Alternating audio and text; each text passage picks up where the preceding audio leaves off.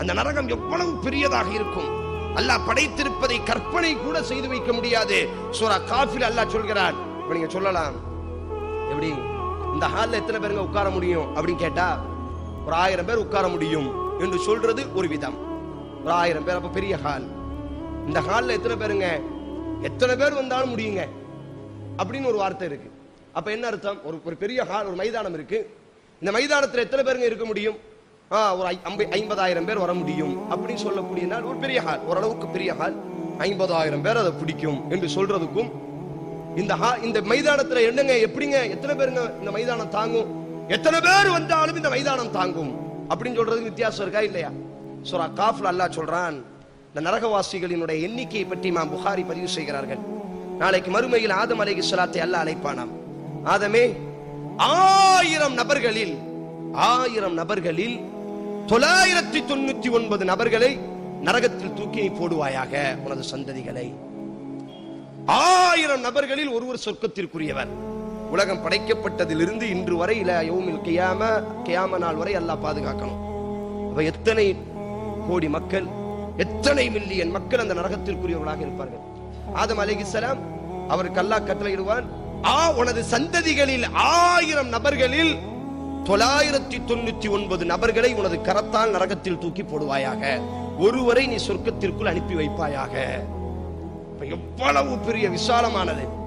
எல்லா நபர்களையும் அந்த நரகம் பெற்றுக்கொண்டு, எல்லா நபர்களையும் அந்த நரகம் வாங்கியதற்கு பிறகு அல்லாஹ் குர்ஆன்ல சூரா காஃப்ல சொல்றான், ஃபதகூலு ஹல் மின் மஸீத். அல்லாஹ்விடத்தில் அந்த நரகம் பேசுமா, ஹல் மின் மஸீத், யா அல்லாஹ் இன்னும் இருக்குகிறதா, யா அல்லாஹ் இன்னும் இருக்குகிறதா, எனக்கு பத்தல்ல, இன்னும் ஏதாச்சும் இருக்கா? அல்லாஹ் போட்டுக்கொண்டே இருப்பான். ஃபதகூலு ஹல் மின் மஸீத், நரகம் கேட்கும், இன்னும் இருக்குகிறதா, இன்னும் இருக்குகிறதா யா அல்லாஹ், இன்னும் இருக்குகிறதா யா அல்லாஹ் என்று கேட்டுக்கொண்டே இருக்கும். ஒரு கட்டத்தில் ஆள் இல்லாத பொழுதும் அது கேட்கும், ஃபதகூலு ஹல் மின் மஸீத், யா அல்லாஹ் இன்னும் இருக்குகிறதா, யா அல்லாஹ் இன்னும் இருக்குகிறதா, இன்னும் இந்த என் மீது சுமப்பவர்கள், என் மீது விழுபவர்கள் யாராவது இருக்குகிறார்களா? அல்லாஹ் ரப்புல் ஆலமீன் இமாம் குர்ஆனிலும் அல்லாஹ் சொல்கிறான், இமாம் புகாரியும் பதிவு செய்கிறார்கள், அல்லாஹ் தனது காலை அந்த நரகத்தின் மீது வைத்து அழுத்த ஆரம்பித்தவுடன், வ இஸ்ஸதி வ ஜலாலி யா ரப், உன் கண்ணியத்தின் மீது ஆணை, உன் சிறப்பின் மீது ஆணை, கத்துன் அந்த நரகம் அப்படி நெருங்க ஆரம்பித்து விடும். போதும் யா அல்லாஹ், போதும் யா அல்லாஹ், இதற்கு மேல் என்னால் தாங்க முடியாது என்பதாக அந்த நரகம் கூறும் என்று சொன்னால், இந்த நரகத்தினுடைய விசாலம் எவ்வளவு பெரிய விசாலமானதாக இருக்கும். அல்லாஹ் அக்பர். யோசிக்க முடிகிறதா? பாவம் செய்ய வேண்டும், பாவத்தினுடைய விஷயங்கள் சாதாரணமாக, சின்ன சின்ன விஷயங்கள் எல்லாம், சிறிய சிறிய பாவங்கள் எல்லாம் சாதாரணமாக பேசிக் கொண்டிருக்கிறோம். ரசூலுல்லாஹி ஸல்லல்லாஹு அலைஹி வஸல்லம் எவ்வளவு சிறிய விஷயத்தை எல்லாம் பேசினார்கள் பாருங்கள். அல்லாஹ்வின் தூதர் கூறினார், இஸ்ரவேலர்களிலே ஒரு பெண் இருந்தால், ஒரு பூனையை கெட்டி போட்டிருந்தால், மிக சிறந்த சாலிஹான பெண்ணாக இருந்தால், மிக சிறந்த பெண்ணாக இருந்தால், நல்ல இபாதத்திற்குரியவளாக இருந்தால், அந்த பூனைக்கு அவள் உணவு கொடுக்காததினால் நான் அவளை நரகத்தில் பார்த்தேன் மிஅராஜின் பொழுது என்று சொன்னால், ஒரு பூனையினுடைய பசியை போக்காததற்கே இந்த உலகத்தில் அல்லாஹ் நரகத்தை கொடுத்தான் என்று சொன்னால், எமது நிலைமைகள் எல்லாம், ஒரு பூனையினுடைய உரிமையில் கை வைத்ததற்கே அல்லாஹ் இப்படிப்பட்ட நரகத்தை, சிறந்த மனிதனுக்கு அல்லாஹ் நரகத்தை கொடுத்தான் என்று சொன்னால், நாம் எத்தனை மனிதர்களினுடைய உள்ளங்களை காயப்படுத்தி இருப்போம், எத்தனை மனிதர்களினுடைய உடல்களை காயப்படுத்தி இருப்போம், எத்தனை மனிதர்களினுடைய உரிமைகளில் நாங்கள் கை வைத்திருப்போம். அல்லாஹ்வின் தூதர் இமாம் முஸ்லிம் பதிவு செய்தார், ஒரு மனிதனுக்கும் மரணத்திற்கும் ஒரு ஜான் மட்டும்தான் இருக்கும். அவன் அந்த ஒரு ஜானை தாண்டி விட்டால் அவன் சொர்க்கவாசியாக மாறப்போகிறான் என்றாலும், அல்லாஹ்வினுடைய அந்த வார்த்தை தெரியாமல் ஒரு வார்த்தையை அவன் யதார்த்தமாக பேசிவிடுவான், நரகத்திற்குள் அவன் குப்புற தள்ளப்படுவான், சொர்க்கத்திற்கு மிக சமீபமாக கொண்டு வரப்படுவான். ஆனால் ஒரே ஒரு வார்த்தையை, அல்லாஹ்வுக்கு பிடிக்காத ஒரு வார்த்தையை, மரணிப்பதற்கு ஒரு ஜான் இருப்பதற்கு முன்னால் அவன் பேசிவிடுவான், அவன் நரகத்திற்குரியவன் என்று அல்லாஹ்வின் தூதர் கூறினார் என்று சொன்னால், நீங்கள் குர்ஆனை படித்து பார்த்தால், இப்ராஹிம் அலைஹிஸ்ஸலாம் அல்லாஹ்விடத்தில் சூரத்து ஷுஆரா, ரப்பி, எனது ரப்பே, வலா துஹ்ஸினி யௌம லா யுபஅஸூன், நாளைக்கு உனது அடியார்களை எழுப்பி நீ ஒன்று கூட்டக்கூடிய அந்த நாளில் என்னை நீ நரகவாசியாக கேவலப்படுத்தி விடாதே யா அல்லாஹ், எனது பாவங்களினால் என்னை நீ பிடித்து விடாதே யா அல்லாஹ்.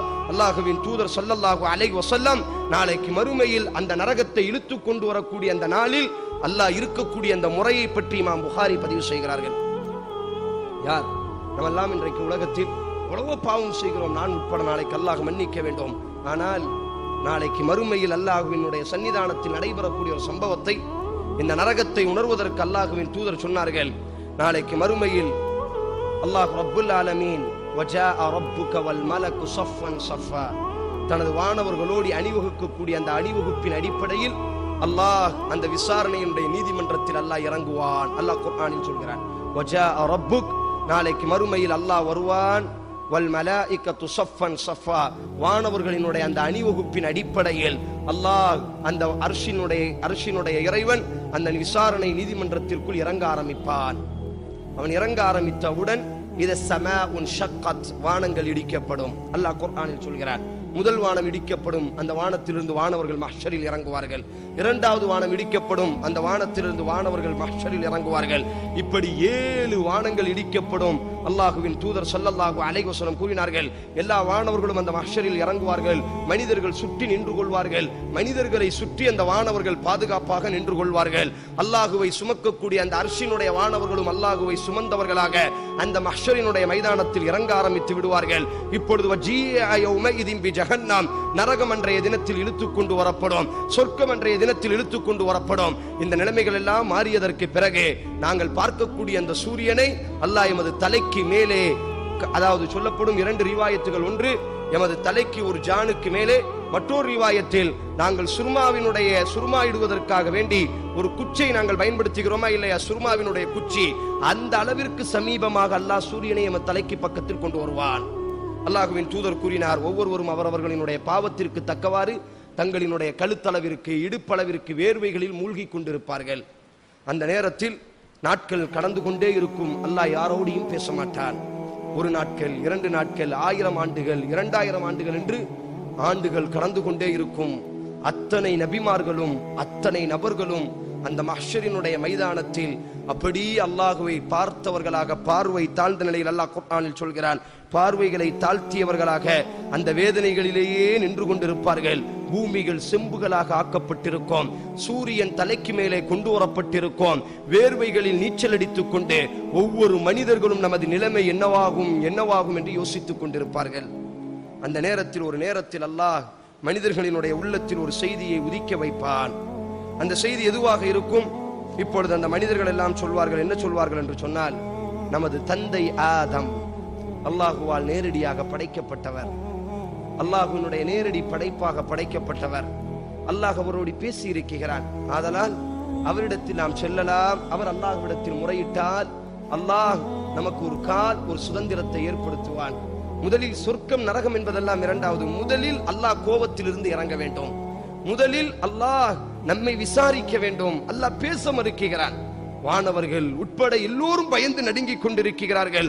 அந்த ஹதீஸில் அந்த ஆதம் அலைஹிஸ்ஸலாம் சொல்லக்கூடிய வார்த்தை, ஆதமிடத்தில் மக்கள் வருவார்கள். ஆதமிடத்தில் வந்து சொல்வார்கள், நீங்கள் எங்கள் தந்தை, மனித குலத்தினுடைய தந்தை. அல்லாஹ் தனது கரத்தால் உங்களை படைத்தான். அல்லாஹ் அவனினுடைய ரூஹை உங்களின் மீது ஊதினான். அவனால் படைக்கப்பட்ட பாவத்தை விட்டு பாதுகாக்கப்பட்ட வானவர்களை அல்லாஹ் உங்களுக்கு சுஜூது செய்ய வைத்தான்.